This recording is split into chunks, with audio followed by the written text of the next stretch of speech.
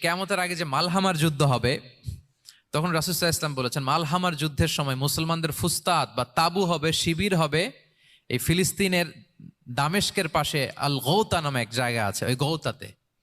এবং ঈসা আলাইহিস সালাম এসে যে দাজ্জালকে হত্যা করবেন সেটাও ওই শামে।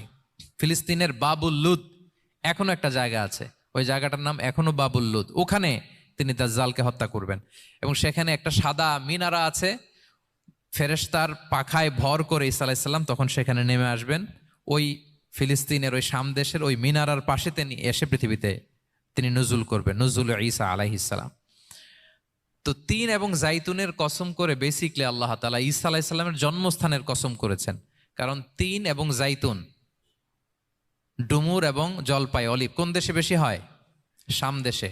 আওয়াজ করে বলেন কোন দেশে? বর্তমান ফিলিস্তিন এবং সিরিয়া, এবং ওই ভূখণ্ডে আল্লাহ নবী ঈসা আলাইহিস সালামের জন্মস্থান। তাহলে